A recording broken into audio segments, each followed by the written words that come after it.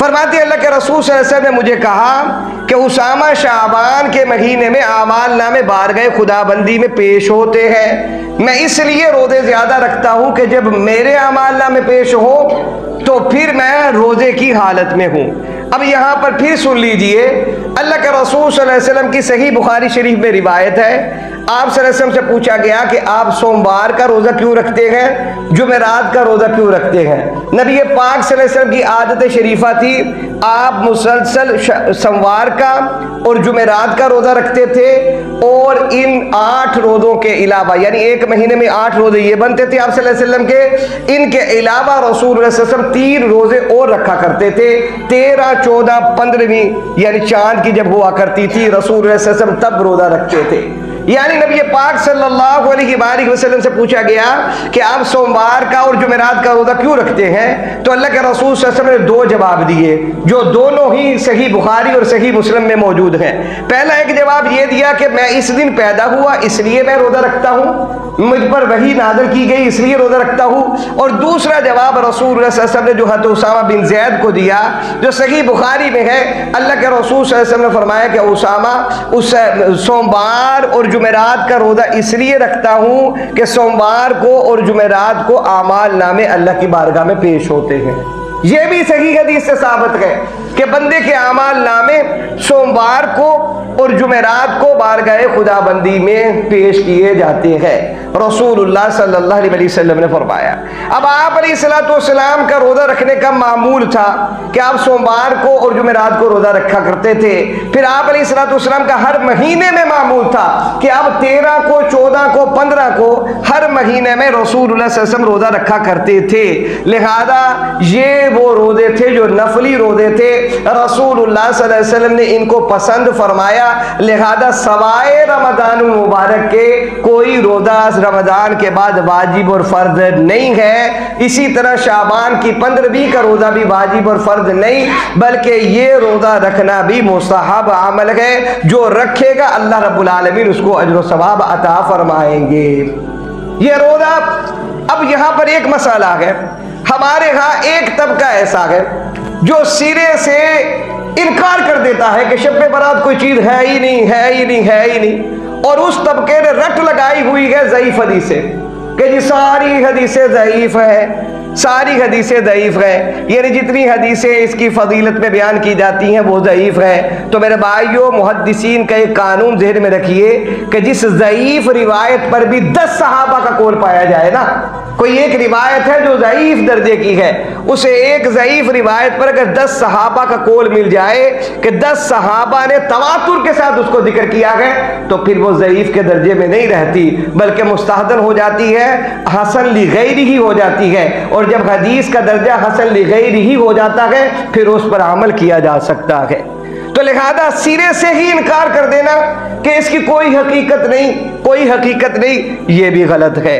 और सिरे से इस बात पर जोर देना कि ये वो रात है जब आमाल नामे पेश किए जाते हैं, जिंदगी के मौत के फैसले किए जाते हैं। अब यहाँ पर यह बात भी ज़हन में रखिए, सहाबा में हजरत इकरमा बिन अबी जहल रज़ी अल्लाह तआला अन्हु जो है सिर्फ एक बड़े दर्जे के ये सहाबी है जो इस बात के कायल है कि आमाल नामों का पेश होना, हयातो ममात के फैसलों का होना, रिज़्क़ की तंगी और वुसात के फैसलों का होना, हजरत इकरमा बिन अबी जहल रज़ी अल्लाह तआला अन्हु इसके कायल है। आप फरमाते हैं कि वो 15वीं शब ही है जब ये फैसले किए जाते हैं। और इसी को अल्लामा जलालुद्दीन सयूती रहमतुल्लाह अलैह ने अपनी जलालैन के अंदर सूरत अद-दुखान की तफसीर करते हुए फीहा युफ़रक़ु मिन कुल्ली अम्रिन हकीम के बाब में लिखा है कि वो रात यही 15 शाबान की है।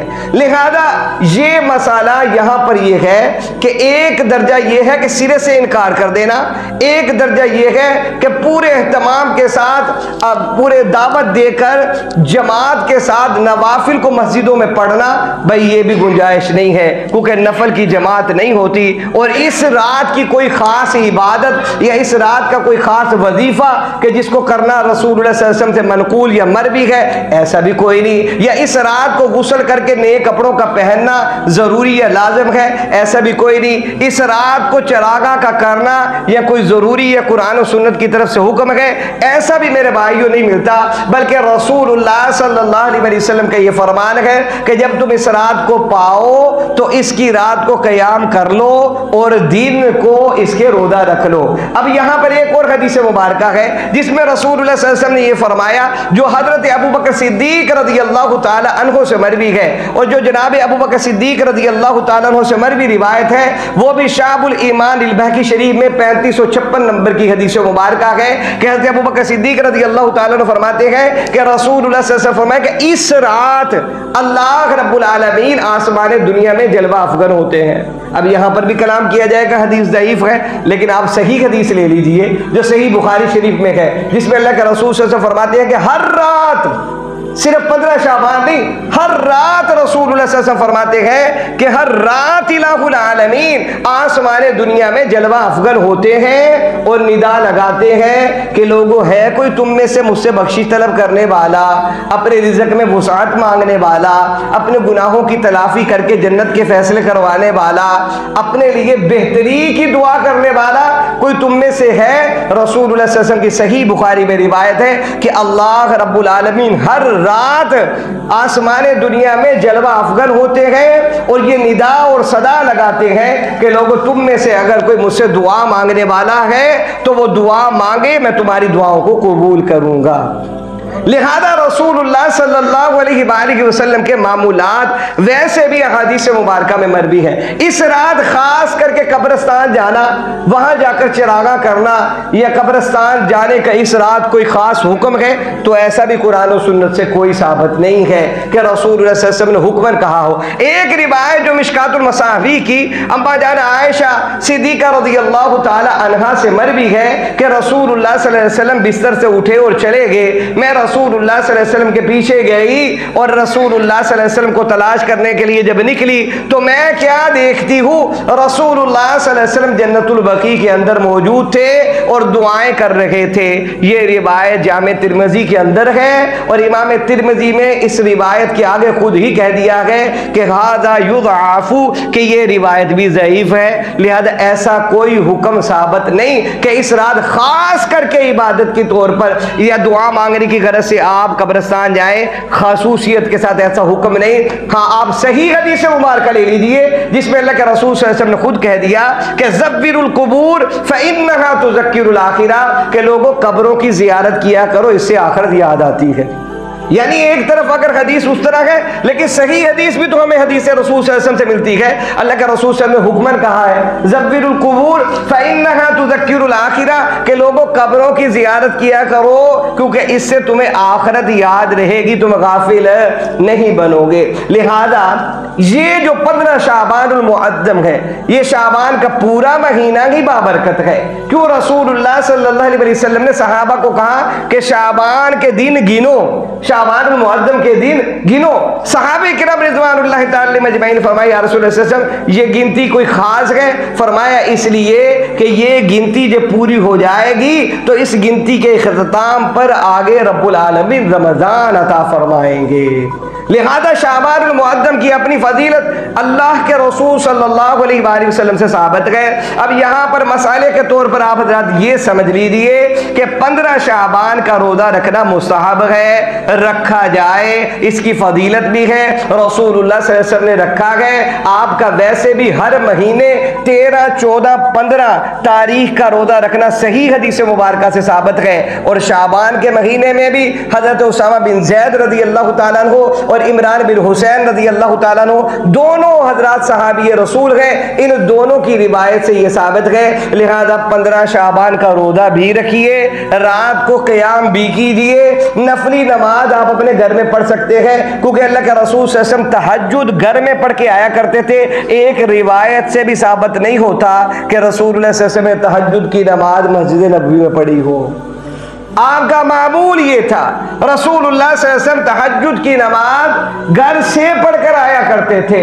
नबी पाक अलैहिस्सलाम ये इबादत घर में किया करते थे, और इसलिए रसूल सल्लल्लाहु अलैहि वसल्लम का अपना फरमान आलिशान है कि अपने घरों को कब्रिस्तान न बनाओ, सुन्नतों और नवाफिल का एहतमाम अपने घरों में किया करो।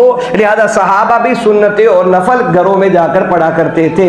लिहाजा रसूलुल्लाह सल्लल्लाहु अलैहि वसल्लम से ये चीजें साबित है। आप इस रात की इबादत कीजिए, इसमें खास करके कोई इबादत नहीं है कि जी खास करके ये इबादत की जाएगी, इतनी रकात नफल की पढ़ी जाएगी, ऐसा कुरान और सुन्नत से साबित नहीं। आप अपने घर में तन्हाई में या मुयस्सर आता है तो मस्जिद में आके नफल पढ़ ले, इसमें कबाहत की बात कोई नहीं है। अगर आप मस्जिद में आकर नफल पढ़ते हैं या सुन्नतें पढ़ के जाते हैं या वितर पढ़ते हैं, इसमें कबाहत बिल्कुल कतान कोई नहीं है। तो लिहाजा अगर आपको अल्लाह ताला तौफीक दे तो ये जरूर कीजिए कि 15वीं शाबान की शब को रात को नवाफल पढ़िए, कुरान मजीद की तिलावत कीजिए, अल्लाह रब्बुल आलमीन की बारगाह में गिरियाजारी करते हुए अपने गुनाहों को याद करके इस्तगफार किया जाए कि इलाहुल आलमीन आज जितने भी हालात हैं ये सारे मेरी बदआमालियों की वजह से हैं, मौला ये हालात हमसे दूर फरमा दे।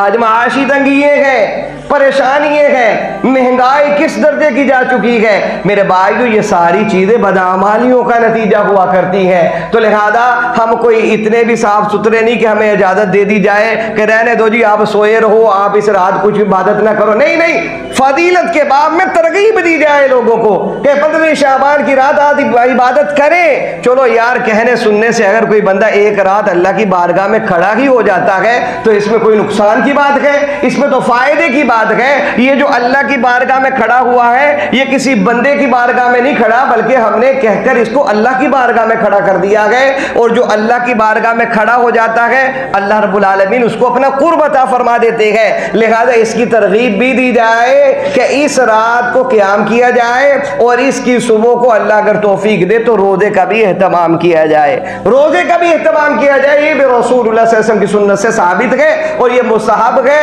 फर्द और वाजिब नहीं है, ना ही सुन्नत मुअक्किदा है।